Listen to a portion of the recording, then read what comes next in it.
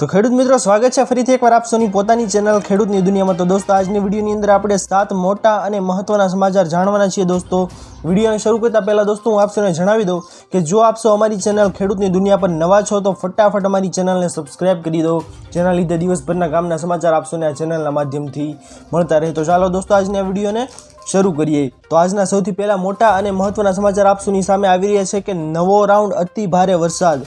हवामान निष्णात परेश गोस्वामीए तेमना यूट्यूब विडियोमां जणाव्युं हतुं के 9, 10 અને 11 તારીખમાં આગાહી પ્રમાણે વરસાદ નોંધાયો હતો। હવે હમણાં વરસાદની કોઈ પણ શક્યતા નથી। તારીખ 17, 18 ઓગસ્ટે એક વરસાદના રાઉન્ડની શરૂઆત થશે। આ રાઉન્ડ 21 તારીખ સુધી રહેશે। આ વરસાદ સાર્વત્રિક નહીં હોય, અમુક વિસ્તારોમાં એ પણ સામાન્ય હશે કે 22 થી 30 ઓગસ્ટ સુધી જે સેશન હશે તેમાં વરસાદ સારો થશે। ઓગસ્ટ મહિનામાં જે વરસાદ પડતો હોય છે તે સરેરાશ કરતાં પણ વધારે વરસાદ નોંધાઈ જાય તેવી શક્યતાઓ છે।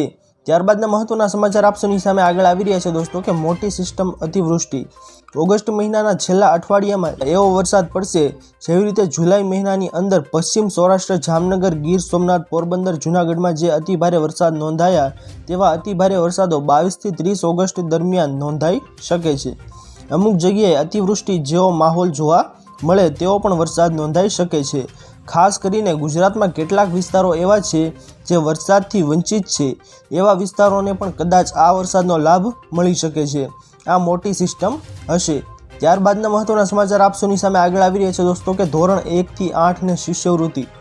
તમામ ધોરણ 1 થી 8ના વાલીઓને જણાવવાનું કે ગઈકાલે સમાજ કલ્યાણના થયેલ પત્ર મુજબ શિષ્યવૃત્તિ 2024-25ના કામગીરી શરૂ થયેલ છે, પરંતુ આ વર્ષે 2 થી 3 સુધારા આવતા જ્યાં સુધી વિદ્યાર્થીઓનું નામ રેશન કાર્ડમાં નહીં હોય કે તેમની પાસે આધાર કાર્ડ નહીં હોય તો શિષ્યવૃત્તિ મળી શકશે નહીં। દરેક વિદ્યાર્થીઓના રેશન કાર્ડના 18 અંકના number ID card online verification થશે। આધાર કાર્ડ અને બેંક ડિટેલ્સ વેરીફાઈ થશે, જેથી ચાલુ વર્ષની શિષ્યવૃત્તિ જમા મોડી થશે, જેની વાલીઓને નોંધ લેવી। ત્યારબાદના મહત્વના સમાચાર આપ સૌની સામે આગળ આવી રહ્યા છે દોસ્તો કે બાગાયતમાં નવી યોજના। ચાલુ નાણાકીય વર્ષે નવી 2 યોજના બાગાયતી પાકના ક્લસ્ટરોને કાપણી પછીની વ્યવસ્થાઓ અને બજાર સાથે સંકળાયેલા વ્યક્તિગત, ખાનગી સંસ્થા, ફાર્મર પ્રોડ્યુસર ઓર્ગેનાઇઝેશન એટલે કે FPO અને FPC સહકારી સંસ્થાને માળખાકીય સુવિધા પૂરી પાડવા બાબત અને રાજ્યમાં બાગાયતી પેદાશો માટે શીત સંગ્રહ એટલે કે કોલ્ડ સ્ટોરેજ ક્ષમતા વધારવા અંગેનો કાર્યક્રમ જાહેર કરી છે। આ ખેડૂત પોર્ટલ 12 ઓગસ્ટથી 11 ઓક્ટોબર સુધી ખુલ્લું મૂકવામાં આવેલ છે। ખેડૂતો સંસ્થાએ હવે ઓનલાઈન આઈ ખેડૂત પોર્ટલ પર અરજી કરવાની રહેશે।